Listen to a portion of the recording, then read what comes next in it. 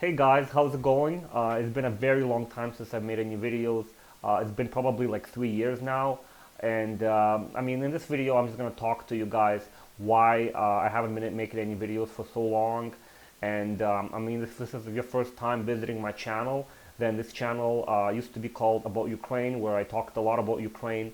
And then when Russia invaded Ukraine, I had to kind of redo this channel a little bit, or like at least I tried to redo it because I knew that what I used to do I won't be able to do it anymore. So I renamed the channel to Ukrainian Couple, and I kind of left it at that, and I haven't made any videos. So essentially, what happened was when the war started, I had to leave Ukraine, and I was in Poland for a month, and then after that, I moved back to Canada and I was there for 2 months.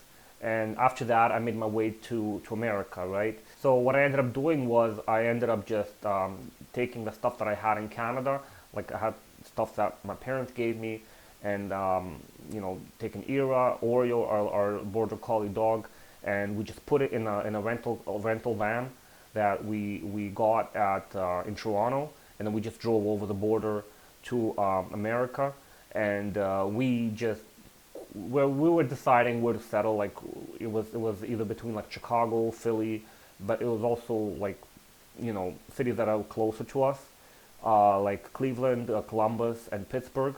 And it was a really quick decision. We kind of realized that Pittsburgh was very cheap, it was pretty safe, it was pretty cheap, and it had like these, it was relatively close as well. And we decided, okay, we're just gonna just make our way to Pittsburgh. I mean, we could have probably made our way to, like San Diego, California, or like New York, but like we didn't do that.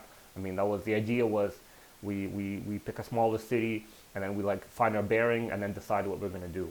That's all that I was preoccupied with. I didn't really, make any videos because I was dealing with like everyday stuff, like getting my documents in order, getting my IDs. And it was basically, yeah, like we still had our jobs. I had my job from Ukraine, and they actually transferred me to, through the California location. And then my wife, she lost her job, so she couldn't really work. But in the end, it was like a great setup because, like I said, we had a little apartment. It was like a little house in the backyard of somebody, of the landlord. And that little house, it was great because we could just walk the dog out into the backyard without like using an elevator or going through a bunch of steps. So that was really useful. And like I said, I was working. Ira lost her job, but then she quickly found a different job, an HR position that she was with this little company really close by. And I wasn't that lucky. I lost my job, and then it was like me that had to look for work. We got a little car for ourselves, like our first car because we were without a car, and we had a little Honda CR-V that we got, and that was it was a great deal and a great, nice, reliable car. It was ideal for us because it was like reliable. It was we weren't worrying about it too much. We could put our dog in there. It was great. Um, Soon enough, I ended up getting a job, and Ira was working, and it was great. And we ended up doing a lot of traveling. So we went to a bunch of places. I'm trying to remember what they were. So we went to New York City. We went to DC. We went to Charlotte, North Carolina. We actually, so from Charlotte, we went to Myrtle Beach. Then we went to Virginia Beach also, which was amazing. We went to Philadelphia, we went to Portland, and lastly, that's like way later, in the summer, we flew to Los Angeles for, I believe, a week and a half. That was our first time in Los Angeles. It was great. California was really amazing. But the West Coast, yeah, I was never in the West Coast before, and that was an amazing experience. I don't know if it's my vibe, really. I think my vibe is kind of like the East Coast because I grew up in Toronto, I lived in Montreal. I kind of find my I don't know, my kind of center of gravity tends to be in the East Coast, not so much even the Midwest. That's why I didn't like Chicago that much. It was not really my vibe. Like I said, it's a very personal decision. I mean, Chicago's an amazing city. It's a great, nice city, and it was a very close second. But I think I kind of want to end up in the East Coast because the East Coast is, like I said, It's kind of where I feel that my center of gravity is in. I've been working for a while, and I thought, well, I have some money saved up, and I was thinking, well, we have this little Honda, but now Ira has to use it. She has to go to work. Now I need a car, and I was thinking, well, why don't I just like buy a new car? Because I was thinking I want to just get a new car. I've never gotten a new car. I have some money. I was thinking, well, maybe it's not the best decision because maybe I could just put that for down payment for a house. But then again, I thought I don't really want to buy a house in Pittsburgh. I don't know if I'm gonna get approved for mortgage, and I didn't. I decided not to put into savings or invest it anywhere. I thought, okay, I'm just gonna get a car. It's probably like now or never. Either I get it now or I'm never gonna get it later. So I ended up getting putting an order on a 2024 BMW 230, and that order was done in August of 2023. They still had a bunch of like shortages back then, but these shortages got ironed out, and all the options that I wanted were there. So I ended up getting the 2 Series Coupe. I could never test drive it. I couldn't even see one in the flesh. I've seen them driving around, but they were really kind of like rare. And when I did put an order on it, it was an amazing experience. Like I said, I was waiting for it. I was waiting for it to get like, produced. I was like deliberating with my options. I was like thinking, okay, I want this, I want that, and I put in a deposit. And then maybe like I remember I got it in about I believe it was October, so I had to wait quite a bit. I had to wait from August all the way to October when the car got delivered. And yeah, like it was an amazing experience because the car was like brand new. It was like it was made like in front of my eyes essentially. And yeah, I was really happy with it. I wasn't 100% happy with it because, like I said, I never test drove it. I never could really understand what the car was like. I thought it was a little bit too big, and I thought like it was a big car, and the back seat was very like the roof line was sloped down quite a lot, and I couldn't like sit in the back comfortably in the back seat. So like I said, I couldn't I couldn't know any of these things before getting the car, and then I wasn't 100% happy with the power delivery. I thought it was a great car, but it was like very torque heavy in the low end, and then after like maybe 5,000 RPM, it kind of like didn't really want to rev past that.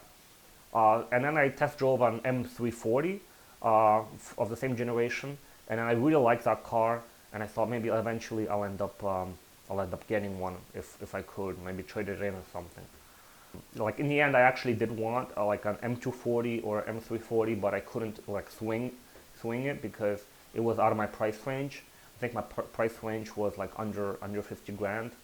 So lo and behold, a year and a half later, I ended up finding a car for sale, an M340, and I just thought, okay, I'm just gonna trade it in.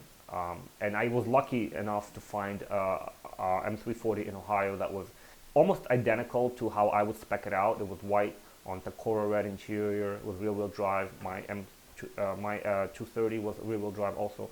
So this is like I thought, okay, I'm gonna pull the trigger. It had very low miles. It was like maybe like 12,000 miles or something like that. So it was actually less miles than my car, despite being 2 years older. So I ended up getting a 2022 M340. I drove it back. I was extremely happy. Of course, it was like Ira, my wife, wasn't 100% happy with it, and we could have like probably saved that money, but like I said, I thought, well, if we want to have a kid soon, we want to have a child, let's just get a 4-door. It's going to be more efficient. And with Ira, how things were going with her. We went through a difficult period where we had an ectopic pregnancy. Ira, the first baby that she got pregnant with, the embryo, it wasn't really a baby, it was an embryo that got, the egg got fertilized in the fallopian tube essentially, and she had to get a surgery to remove it. So basically that's what ectopic pregnancy is. It's not even like, I don't know why I said it's a baby. It's not a baby, it's just an embryo. And that didn't work out, and then we tried again a few months, and then she had a miscarriage, and it was only until like 2024 rolled around where we tried again, and I believe it was in October of 2024 where Ira ended up getting pregnant again, and this time it like we went on an ultrasound and we saw the heartbeat, and the heartbeat was like a big moment. I was like almost crying. I was thinking, oh my God, is it gonna happen? It's actually gonna happen. And then she went through her pregnancy, and then she lost her job again. So she was between jobs. It was really difficult for her, but you know, lo and behold, the pregnancy was successful. Thankfully, everything was great, and our baby boy Pablo was born on August 4, 2025. So as you can see, we have now our hands full with Oreo, our 4-year-old border collie, and Pablo, now our little baby boy. And I don't know, to be honest, right now I'm a little bit like I'm a little bit in shock because everything's happening so quickly. What I'm feeling, I mean, I did feel really emotional when I saw the baby, and was feeling very emotional when I first saw the heartbeat. I mean, that was probably the biggest one. But I keep hearing that people keep saying that when you have a first child, you have like a big sense of purpose. You have a big like you have a lot of inspiration. You have like you kind of get invigorated, and you want to do things all of a sudden.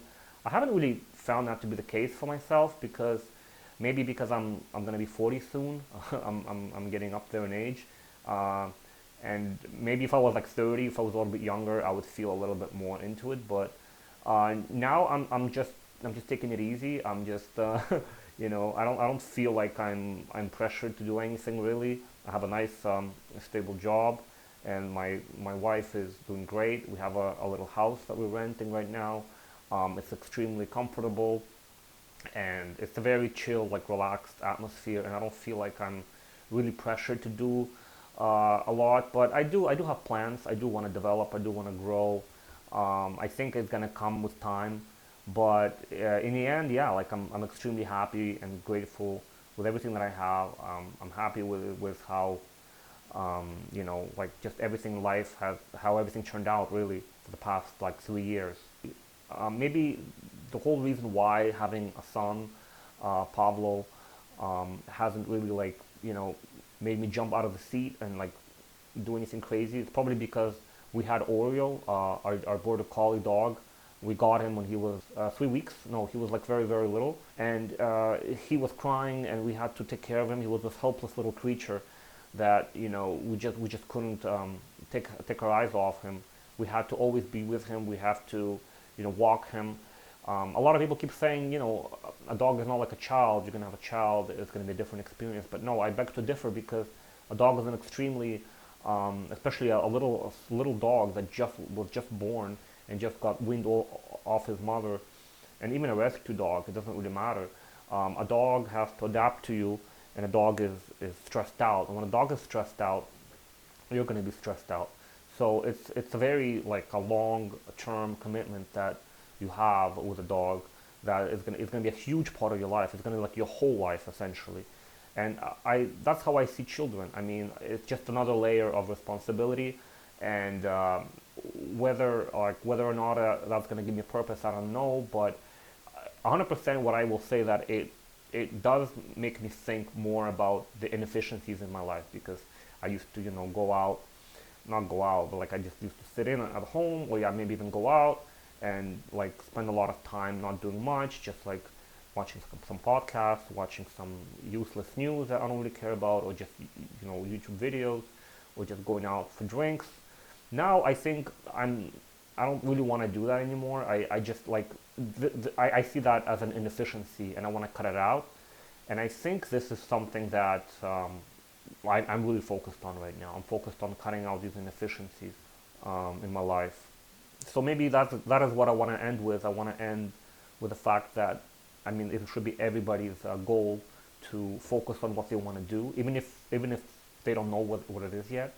They should focus on what they want to do, and they at least have to be aware, or try to be aware of what they want to do, and where they want to be the next few years.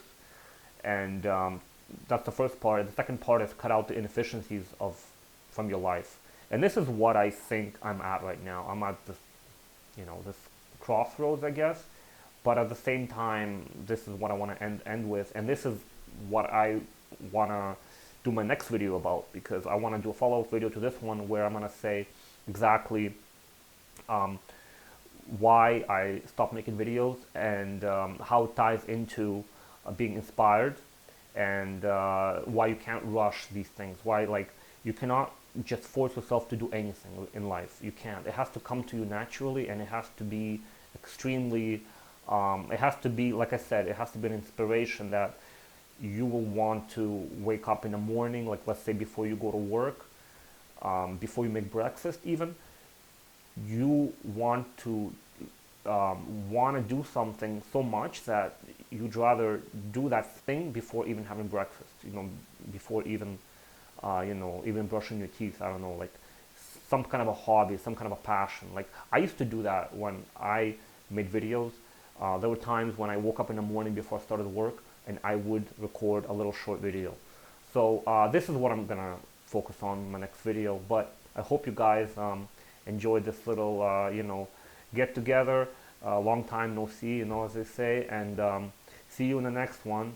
I mean, I can't promise when it's gonna happen, but at least I'm glad you guys are all here watching this video, and I'm glad to be here sharing and updating my life, what it's been like and everything. So until next time, guys, take care.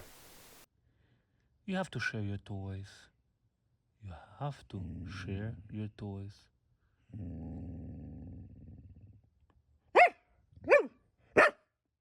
Share your toys. You have to share. Давай. Come on. Come on. Share. Share. Share. Share. Share. Share. Share. Share. Share.